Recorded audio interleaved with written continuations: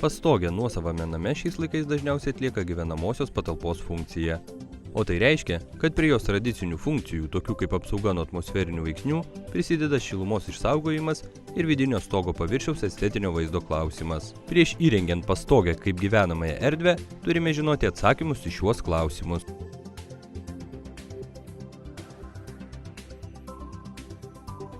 Kokio tipo yra stogo danga? Kokią šiltinimo medžiagą naudosime? Koks bus šiltinimo sluoksnio storis? Ar stogo konstrukcija yra sluoksnis su dideliu difuziniu pasipriešinimu vandens garų pralaidumui?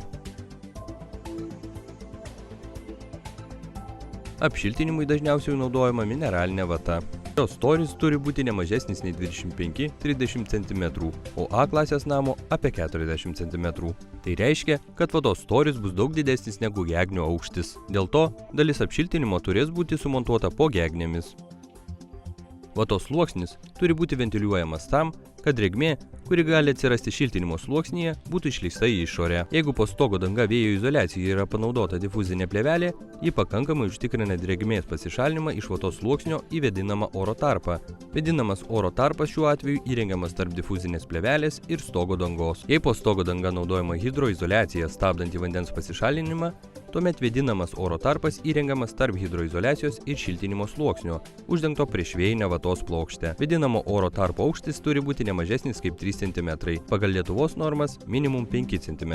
Neteisingai įrengta stogo šiltinimo sluoksnio ventiliacija gali būti pelėsių ir grybelio atsiradimo priežastis. Pastogės įrengimui panaudosime vieną iš paruoštų sisteminių sprendimų. Rigips sistema 47007 su Rigistil profiliuočiais, o sistema 47004 su Ultrastil profiliuočių konstrukcija. Rigistil, Ultrastil – tai sustiprintų rifliuotų profiliuočių ir specialiųjų pakabų sistema, leidžianti po gegnėmis patalpinti papildomą mineralinės vatos sluoksnį, kurios storis siekia iki 25 cm. Kartu su vata, kuri yra įdėta tarp gegnių, galime pasiekti net 40 cm storio izoliacijos sluoksnį. Sistemos aprašyme galima rasti visus duomenis, kurie yra reikalingi aptaiso įrengimui.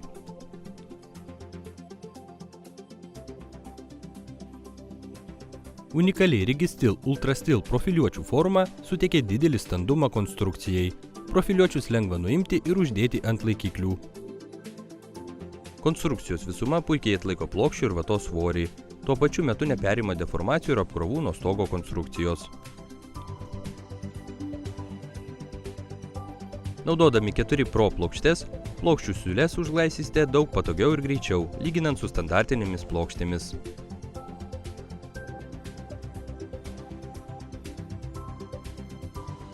Po apdailos darbų paviršius bus idealiai lygus. Mums taip pat bus reikalingi C Rigistil, CD Ultrastil pagrindiniai bei perimetriniai U Rigistil, UD Ultrastil profiliuočiai.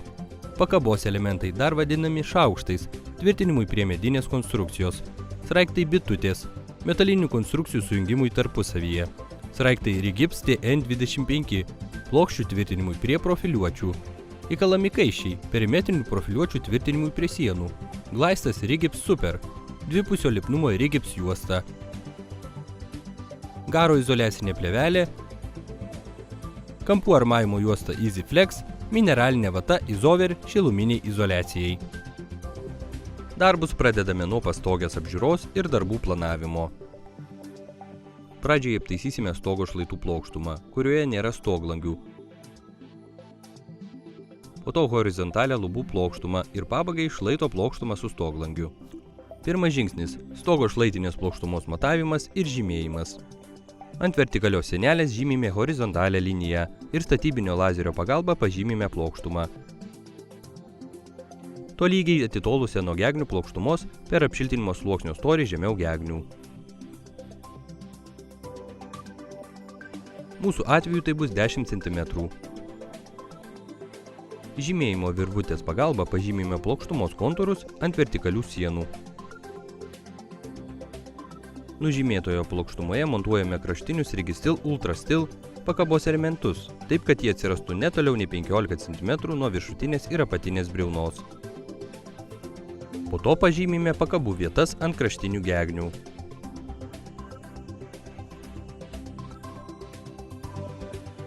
Pakabų žingsnis negali būti didesnis nei 50 cm, o ten, kur reikalaujamas padidintas atsparumas ugniai arba bus montuojami 2 gipskartonio plokščių sluoksniai, žingsnis 40 cm. Dabar reikia pritvirtinti likusias pakabas.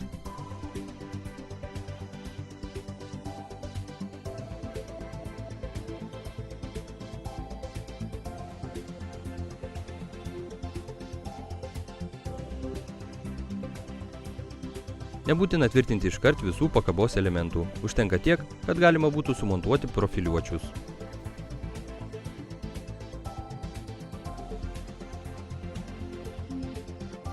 Likusias pakabas pabaigėme tvirtinti kišdami į jau pritvirtintus profiliuočius ir išlygindami plokštumą liniuotės gulščiuko pagalba.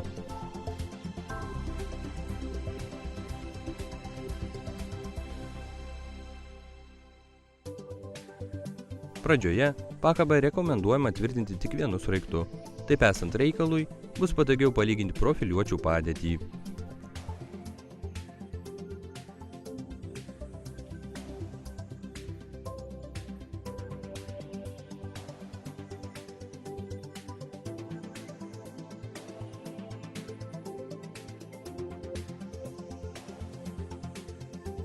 Vėliau reikia įsukti likusius sraigtus, kad kiekvienas pakabos elementas būtų pritvirtintas mažiausiai 2 sraigtais. Pabaigę montuoti karkasą, patikriname montavimo tikslumą ir, jei reikia, pataisome. Dabar panašių principų montuojame laikančiąją konstrukciją pastogės lubose.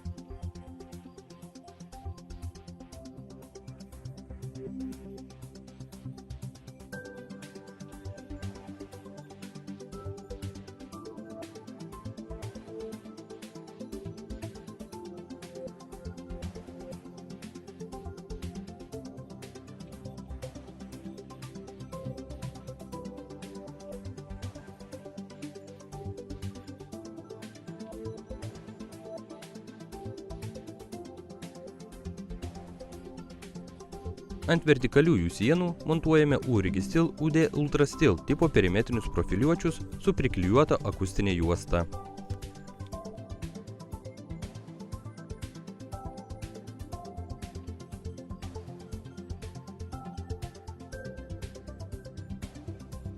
Tvirtinimui naudojame įkalamus ir gipskaiščius.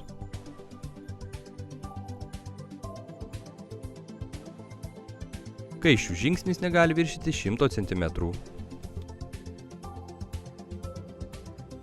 Sumontavus visus pakabos elementus ir profiliuočius stogo šlaitų plokštumose, galime pradėti stoglangio aptaisymą. Pradedame nuo angokraščių padėties žymėjimo. Viršutinis angokraščių paviršius turi eiti horizontaliai, o apatinis paviršius vertikaliai. Taip pasieksime geresnį patalpos apšvietimą ir užtikrinsime tinkamą oro ventiliaciją stoglangio nišoje. Toks sprendimas apsaugos nuo vandens garų kondensacijos ant lango apatinės briaunos. Turime atkreipti dėmesį, kad tokiu atveju prie lango bus mažesnis šiltinimo sluoksnio storis, todėl reikia įrengti laužtą viršutinį angokraštį. Pradžiai 6 cm atstumu angokraščio plokštuma turi būti stati lango plokštumai, o horizontali turi eiti iki šlaito plokštumos.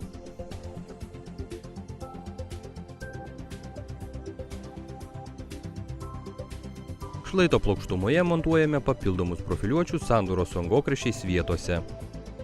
Pažymime apatinio angokraščio konstrukciją. Nuėmus visus profiliuočius, turime laisvą priėjimą prie stogo šlaito. Tai leis mums lengviau sudėti mineralinę vatą. Pastogio apšiltinimui patogiau naudoti vatą rulonuose, kurios storis lygus gegnių aukščiui. Vatos juostų plotis turi būti šiek tiek didesnis negu atstumas tarp gegnių, tam, kad vata gerai prisiglaustų prie gegnių, bet neužsilenktų. Jeigu vata nesilaiko pati, jos palaikymui galima panaudoti virvę.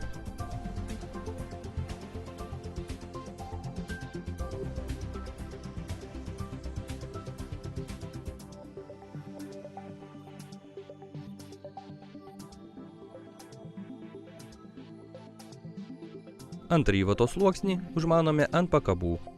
Vatą rekomenduojama montuoti skersai gegnių, priglaudžiant prie gegnių apačios.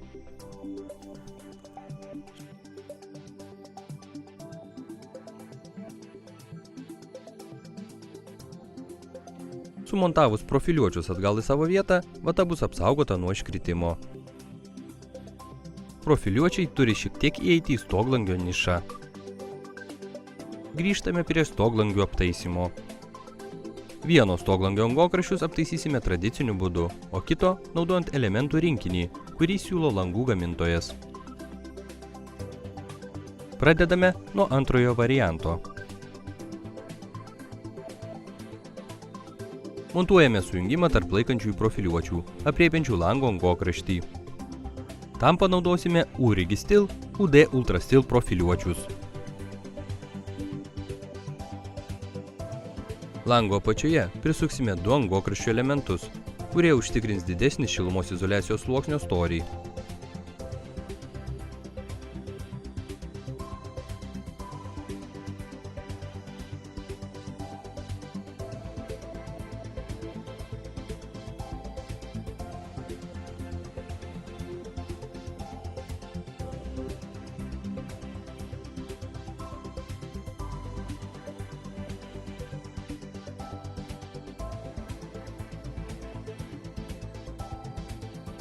Toliau, prie pritvirtintų elementų užraktų tvirtiname viršutinio ir apatinio angokraščio rinkinio konstrukcijos elementus ir tam, kad neišlįstų, užlenkiame jų galus.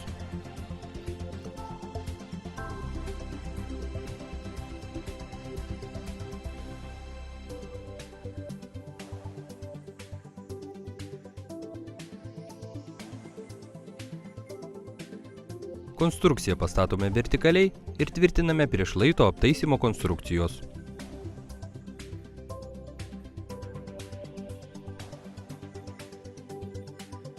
Išsikišusią konstrukcijos dalį nukerpame skardos žirklėmis.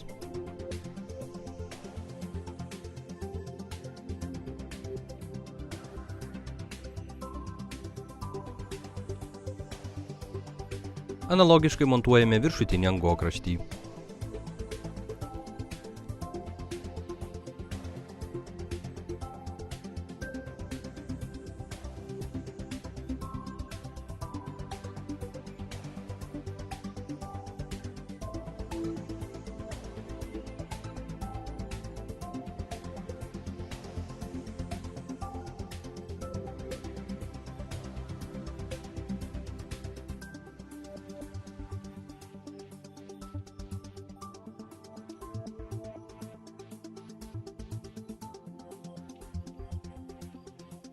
Tam, kad aptaiso briauna būtų standi, viršutinį profiliuotį įpjauname ir sulenkiame suformuodami kampą.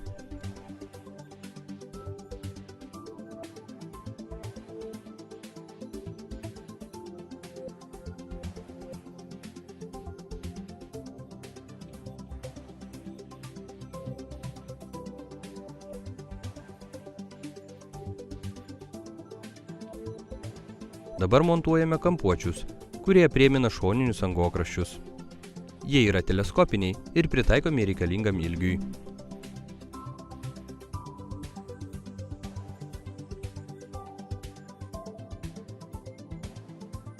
Apatinėme ir viršutinėme angokraščiuose montuojame papildomus standumo elementus.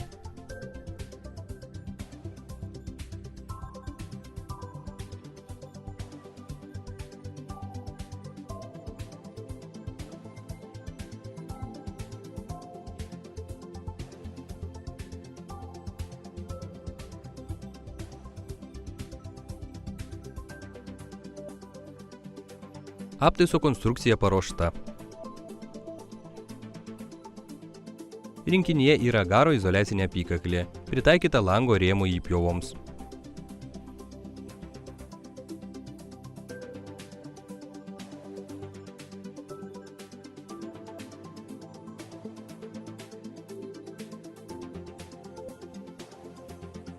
Rinkinyje esančios lipnios juostos pagalba apykaklė sujungiama su šlaito plokštumos garo izoliacija. Antrąjį langą aptaisysime tradiciniu būdu, naudodami Registil Ultrastil profiliuočius. Įpjauname U-Registil UD Ultrasil profiliuočių atkarpas taip, kad sutaptų su anksčiau nužymėtomis viršutinio ir apatinio angokraščių linijomis. Tvirtiname juos medsraigčiais prie gegnių.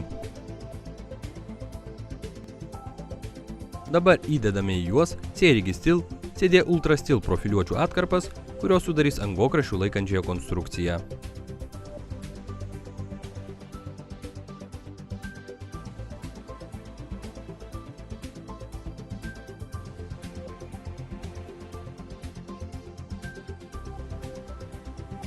Iš U-Registil UD Ultrasil profiliuočio darome kraštines iš patalpos pusės ir įdedame juos tarp papildomų horizontalių profiliuočių aprėminančių stoglangio nišą.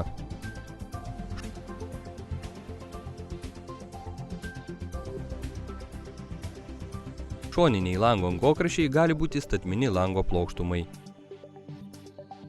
Bet niša gražiau atrodys, jeigu jie turės 2–3 cm išsikišimą patalpos link.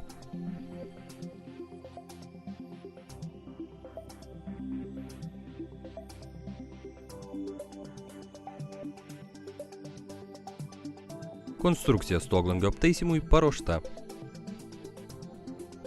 Visame pastogės paviršiuje horizontaliomis juostomis montuojame garo izoliacinę plėvelę. Ji prie profiliuočių karkaso klijuojama naudojant dvipusio lipnumo rigips juostą.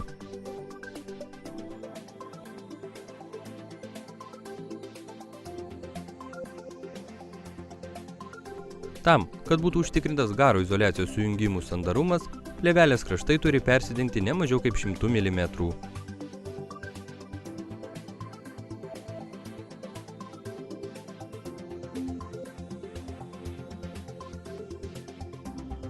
Garo izoliacijos sandūras tarpusavyje suklijuojame. Tam geriausiai tinka lipni juosta Isover Vario KB3.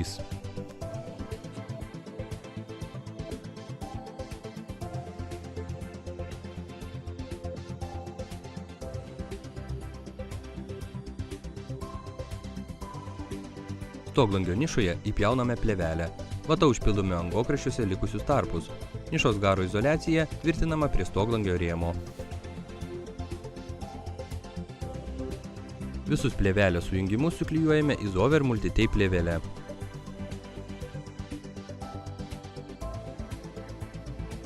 Tam, kad būtų maksimaliai sumažintas įtrūkio atsiradimo pavojus, pastogės, taip kaip ir lubų aptaisas, turi būti atskirtas nuo kitų konstrukcijų. Tai reiškia, kad jis jokių būdų negali būti tvirtinamas prie vertikalių sienų. Tam tikslui palei perimetrą klijuojama slydimo siūlė.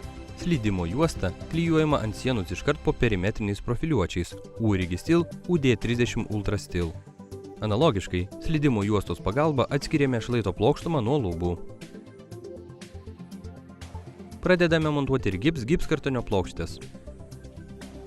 Palėpės aptaisymui pasirinkome padidinto atsparumo ugniai plokštės Rigips 4 Pro Fire.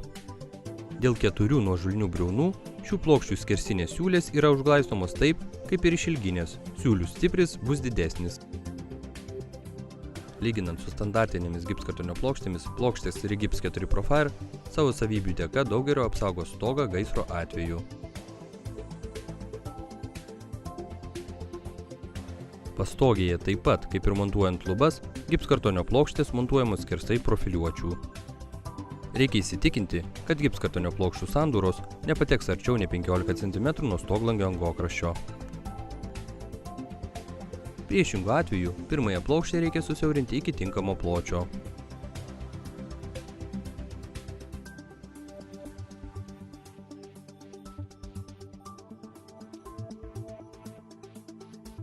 Plokščių sandūros išilgine kryptimi visada turi patekti ant laikančiųjų profiliuočių.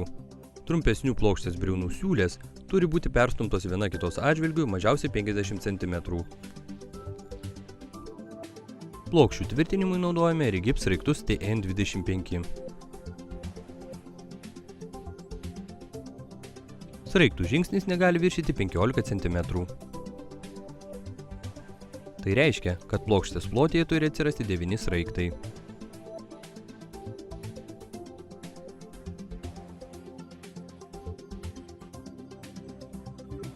Ties stoglangio niša plokštes išpjauname po jų sumontavimo.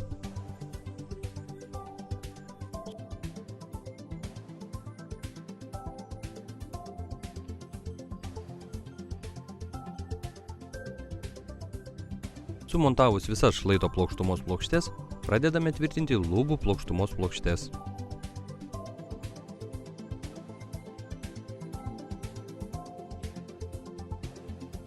Aptaisant angokraščius, plokštės matmenys parenkami taip, kad ją būtų galima įstumti į lango rėmo griovelius, o vėliau plokštė prisukama prie konstrukcijos.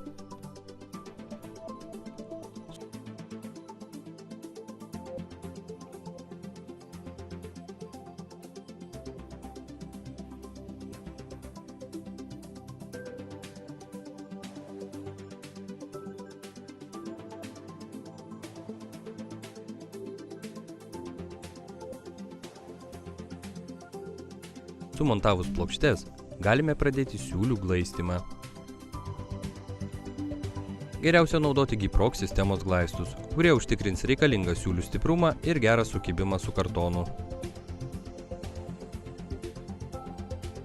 Rekomenduojame naudoti glaistą Gyproc Super. Šio glaisto maža išeiga. Arba Gyproc Vario. Šis glaistas siūliams suteiks didelį stiprumą. Siūles reikia armuoti, tam naudojamos armavimo juostos. Lipni tinklelio juosta, stiklo audinio juosta arba popierinė Spark-Perf juosta. Unikali probriaunos forma ir jos mažas gylis leidžia laisvai pasirinkti armavimo juostas.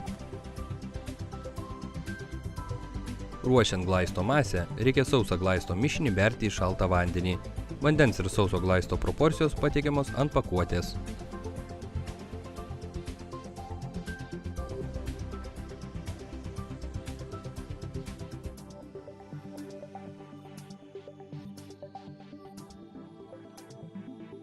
Gyproc glaistus be problemų galima išmaišyti rankiniu būdu.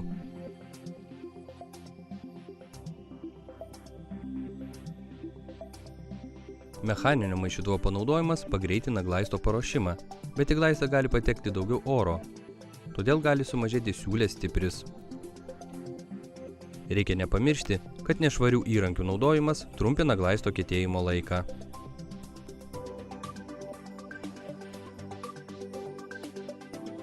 Glaistas turi būti gerai įspaustas į plokščių sandūros siūlę, o po to išlygintas. Į ką tik užteptą glaistą įspraudžiame armavimo juostą.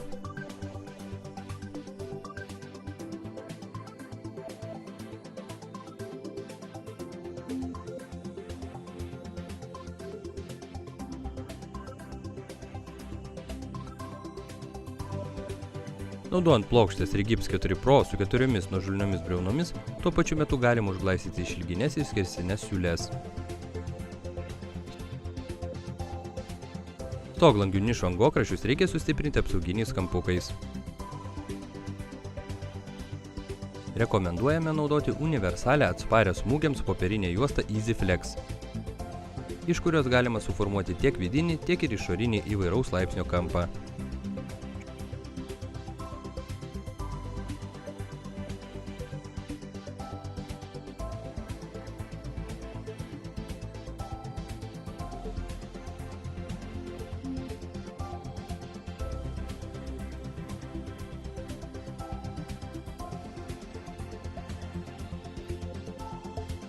Šios juostos pagalba suformuojame šlaito sujungimą su lubomis.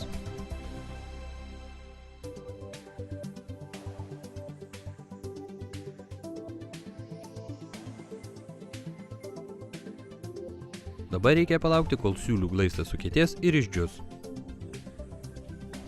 Kitą glaistymo etapą pradėsime kitą dieną. Pakartotinai užglaistome siūlės tuo pačiu glaistu. Antrąjį glaisto sluoksnį užtepkime taip, kad armavimo juosta atsidurtų glaisto sluoksnio viduje. Taip užglaistyta siūlė po išdžiūvimo pasieks savo maksimalų stiprį. Konstrukcinių požiūrių siūlės jau yra paruoštos, bet dar reikalingas trečiasis, baigiamasis sluoksnis.